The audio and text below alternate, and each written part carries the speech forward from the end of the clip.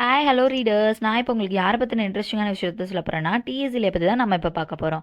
First point என்ன அப்படின்னா, இவரோட வேர்ஸ் ட்ராமா என்னன்னா மடரரை கேத்ரல். அதாவது வேர்ஸ் ட்ராமா மீன்ஸ் என்னன்னு சொல்கிறாங்கன்னா, டைலாக் வந்து எப்படி இருக்குன்னா போய்ட்ரிக் ஃபார்மேட்டில் இருக்கும், ப்ரோஸில் இல்லாமல் போய்ட்ரிக் ஃபார்மேட்டில் இருக்கும். ஃபார் எக்ஸாம்பிள் வைரமுத்தோட தண்ணீர் தேசம் எல்லாமே அந்த மாதிரி தான் எழுதியிருப்பார். எப்படின்னா ஒரு தலைவன் ஒரு தலைவி கிட்ட வந்து டயலாக் வந்து எப்படி இருக்குன்னா போயட்ரியா, அதாவது கவிதைகளாக சொல்கிற மாதிரியே இருக்குமே தவிர ஒரு உரையாடல் மாதிரியே இருக்காது. செகண்ட் பாயிண்ட் என்ன அப்படின்னா, ஆஷ் வெனஸ்டே 1930 ரிலீஸ் பண்ணியிருப்பாரு.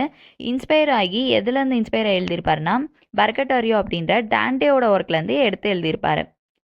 தேர்ட் பாயிண்ட் என்னன்னா, த ஃபேமிலி ரீயூனியன் 1939 வந்து எழுதியிருப்பார். இது வந்து பிளாங்க் வேர்ஸ், அதாவது ரெகுலர் மெட்டீரியலாக இருக்கும், பட் வந்து அன்ரைம்டு வந்து லைன்ஸாக இருக்கும். அன்ரைம்டு மீன்ஸ் ஒரு ரைமிங்காகவே இல்லாமல் இருக்கிறது தான் அன்ரைம்டு அப்படின்னு சொல்கிறாங்க. ஃபோர்த்து பாயிண்ட் என்ன அப்படின்னா, கான்ஃபிடென்ஷியல் கிளர்க் 1953 வந்து ரிலீஸ் பண்ணியிருப்பாரு. இது என்னன்னு சொல்கிறாங்கன்னா comic verse. Comic verse means என்னன்னு சொல்கிறாங்கன்னா ஃபுல்லாகவே காமெடியாகவே இருக்குமே தவிர எந்த ஒரு ட்ராஜடி அது மாதிரி ஒரு வந்து விஷயம்லாம் வந்திருக்காது. ஃபுல்லாக காமெடி இன்டென்ஷனோட எழுதியிருப்பாங்க. போய்ட்ரி ஃபார்மேட்டில் இருக்கும். ஃபிஃப்த்து பாயிண்ட் என்னன்னு சொல்கிறாங்கன்னா, ஹாலோமேன். இவரோட ஹாலோமேன் வந்து 1925 வந்து ரிலீஸ் ஆகிருக்கும்.